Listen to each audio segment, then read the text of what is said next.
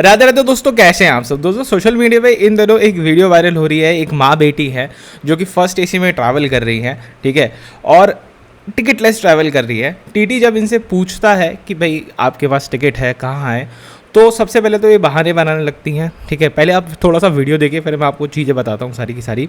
चालू टिकट है, क्या टिकट है, क्या टिकट है आपके पास? आप फर्स्ट एसी में चढ़े कैसे हैं? आप फर्स्ट एसी में चढ़े कैसे हैं?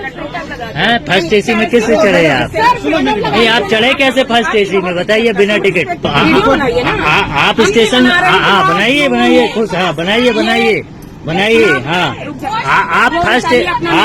आप फर्स्ट एसी में चढ़े कैसे, पहले ये बताइए। चलिए बताइए आपके पास क्या टिकट है? आपके पास टिकट क्या है? हाँ, टिकट क्या है आपके पास? अब दोस्तों जब टीटी इनसे पूछता है कि आपके पास टिकट है, तो वो कहती है नहीं है टिकट हमारे पास, हम यहाँ पे सिर्फ वॉशरूम यूज़ करने आए हैं, इस तरीके से करके, ठीक है। अब उसके बाद जो वो बात थोड़ी सी और एस्केलेट होती है जब टीटी कहता है कि नहीं, हमें हमारे हिसाब से आप जो है ट्रेन में ट्रैवल ही कर रहे हो, मतलब आप फर्स्ट एसी में ट्रैवल करो, आप वॉशरूम यूज़ नहीं कर रहे, ठीक है। उसके बाद वो जो है लेडीज़ कहने लगती है कि मेरा भाई भी लोको पायलट है, इसी ट्रेन को लेकर के जा रहा है। मतलब ये किस तरीके का लोगों का बिहेवियर होता है रेलवे को लेकर के, मुझे समझ नहीं आता। पहले मैं आपकी जानकारी के लिए एक बात बताना चाहूँगा कि रेलवे के जितने भी एम्प्लॉयज़ हैं उन सभी के डेजिग्नेशन के अकॉर्डिंगली उनको रेलवे के पासेज मिलते हैं, उनकी फैमिली को रेलवे के पासेज मिलते हैं और उनको ऑथराइज्ड होता है रेलवे ट्रेन में ट्रैवल करना। ये पासेज दोस्तों ऐसे नहीं होते हैं कि आप कभी भी किसी भी ट्रेन में चढ़ सकते हैं। मतलब ये पासेज एक टिकट की तरह होते हैं। जैसे एग्जाम्पल, आपको एक साल में 4 टिकट आपको टोटल दिए जाएंगे, मतलब 3-4 यात्रा जो है फ्री ऑफ कॉस्ट कर सकते हैं। और कुछ के अंदर एक फेयर में कंसेशन यहाँ पे जो है दिया जाता है, मतलब आपको एक कुछ अमाउंट ऑफ फेयर यहाँ पे करना पड़ता है। ये वाले केसेस जो है देखने को मिलते हैं।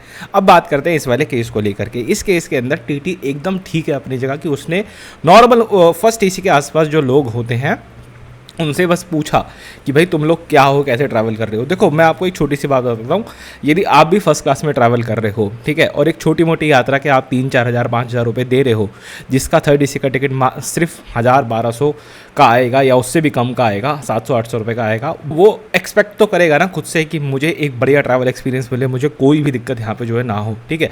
और ऐसे में यदि आप फर्स्ट एसी से बाहर निकलते हैं, वॉशरूम की तरफ को जाते हैं और आपको वहाँ पे 20-30 लोग वॉशरूम वाले एरिया में खड़े हुए बैठे हुए दिखें, तो आपका दिमाग ख़राब होगा। आप वो हो गए कि भाई मैं किस चीज़ के लिए पे कर रहा हूँ। तो ऐसे में जो टीटी स्टाफ वगैरह भी होते हैं, इनको भी बहुत ज़्यादा कॉशियस रहना पड़ता है, क्योंकि फर्स्ट एसी का जो पैसेंजर होता है वो सबसे पहले कंप्लेंट डालता है, थोड़ा एजुकेटेड भी होता है, उसको अपने राइट्स के बारे में ज़्यादा नॉलेज भी होती है एज़ कम्पेयर टू अदर लोग, ठीक है।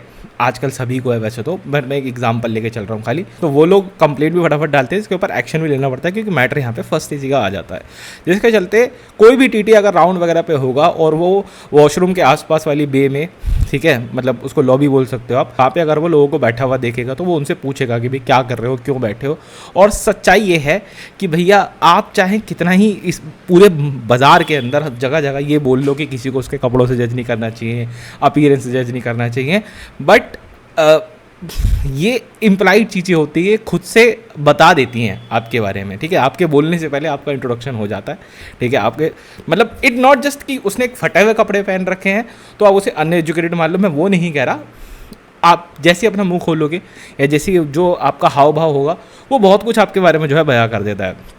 और जो रनिंग स्टाफ वगैरह जो होते हैं, टीटी वगैरह जो होते हैं, पब्लिक डीलिंग के लोग होते हैं, ये लोग बहुत जल्दी इन चीज़ों को जो है पकड़ भी लेते हैं, ठीक है, कि उनको पता लग जाता है 1 सेकंड के अंदर यार ये टिकट वाला है या नहीं है, ठीक है। अब बात आती है उस आंटी को लेकर के और उनकी बेटी को लेकर के, जो ये दलील दे रही है कि हम जो है वॉशरूम यूज़ कर रहे थे। तो पहली चीज़ तो ये कि जनरल क्लास जो होती है, ठीक है, अब मैं इसमें ना कुछ हद तक ना रेलवे को भी जिम्मेदार बनाऊंगा, आ रहा हूँ मैं वहाँ पे भी आ रहा हूँ। तो मुझे लग रहा है कि मैं किसकी साइड ले रहा हूँ, नहीं, मैं रेलवे पे भी आऊँगा यहाँ पे।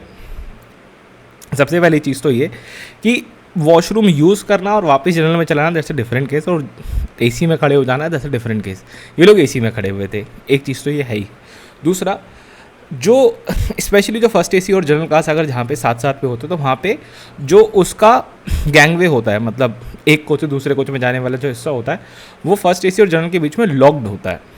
और यहाँ पे दोष आता है पेंट्री वालों का। ये जो पेंट्री में खाना बेचते हैं ये लोग, ये करते क्या हैं, अपने चंद 10-20 रुपए की एक्स्ट्रा कमाई के लिए ये लोग उस लॉक को हटाते हैं और जनरल में सामान बेचने जाते हैं और फिर वहाँ से चल करके वापस चले जाते हैं और उस दरवाजे को खोलना ज़रूरी नहीं समझते। अब आप एक बात अज्यूम करके देखो, एक कोच है जो पूरा खाली पड़ा है और एक कोच में भुस की तरह लोग भरे हुए हैं, ठीक है। उसका अगर एक बार दरवाज़ा खुल गया, उस कोच में जाने वाले एक बार दरवाज़ा खुल गया, तो कौन आदमी होगा जो वहाँ नहीं जाएगा, कौन आदमी वहाँ पे जाके खड़ा नहीं होगा। आपको याद है अभी कुछ दिन पहले मैंने एक वीडियो बनाई है, मैंने आपको कहा था कि रेलवेज़ का जो प्रीमियम सेगमेंट का है वो सारा ट्रांसपोर्टेशन का बिजनेस नहीं है, वो हॉस्पिटैलिटी का बिजनेस है। वहाँ पे आपको कस्टमर के एक्सपीरियंस को ठीक करना बहुत ज़रूरी है, जिनसे भी आप प्रीमियम फेयर चार्ज कर रहे हो। रेलवे को यहाँ पे इस चीज़ को जो है समझना पड़ेगा, ठीक है। आपको अगर जनरल डिब्बे लगाने हैं तो उन जनरल डिब्बों के बगल में आपके प्रीमियम कोचेस नहीं आने चाहिए, ठीक है। और specially first AC second AC तो बिल्कुल भी नहीं होना चाहिए जो किसी भी तरीके से आपके जनरल कोच के साथ में जो है टच करता हो। क्यों? क्योंकि नेचुरल प्रोसेस है, ठीक है ना, एक नेचुरल प्रोसेस है। आपकी मेंटेलिटी चाहे कितनी ऐसी क्यों ना हो कि आप हमेशा बिस्किट ओपन करते हो, बिस्किट खाते हो, उसका रैपर अपने जेब में रख लेते हो, लेकिन आप हमेशा ऐसे करते हो। लेकिन आपको अगर कहीं आप चल के जा रहे हो जहाँ पे आपको बहुत सारा कूड़े का ढेर पड़ा हुआ मिला है, चाहे वो रेलवे स्टेशन हो, कोई भी जगह हो, अगर आपको वहाँ कूड़े का ढेर मिला है, पड़ा हुआ दिख रहा है, तो आप भी अपना रैपर वहाँ फेंक दोगे।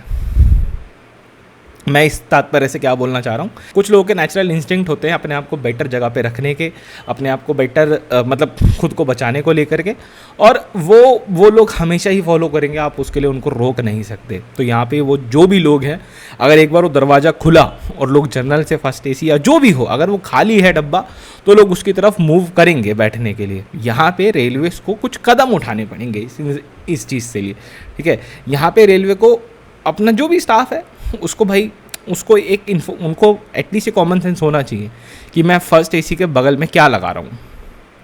जो भी मतलब रेक जोड़ते हैं और उसको रेक जोड़ने के बारे में जो भी जानकारी मतलब टिक करते हैं कि हाँ भाई ये डब्बा यहाँ लगाओ, ये डब्बा यहाँ लगाओ कोचिंग डिपो के अंदर, उनको ये कॉमन सेंस होनी चाहिए कि मैं फर्स्ट एसी के बगल में यहाँ पे ये क्यों लगा रहा हूँ। और वो वहाँ क्यों लगा रहा है? क्योंकि उसको 15 मिनट फालतू काम करना पड़ जाएगा ना मेरे भाई, उसको फालतू मेहनत करनी पड़ेगी, इसलिए उसने उसको डब्बे को वहाँ पे जोड़ दिया। मैं जानबूझ के चीज़ों को इस तरह से डाइसेक्ट करना पसंद करता हूँ, ठीक है ना, क्योंकि डाइसेक्ट करने से होता क्या है कि हमें जड़ पता लगती है कि हाँ गलती कहाँ हो रही है, ठीक है। तो ये कहीं ना कहीं मेरी तरफ से एक डिस्कशन था इस पूरी चीज़ को लेकर के। मुझे सिर्फ इस खबर को आप लोगों को बताना था।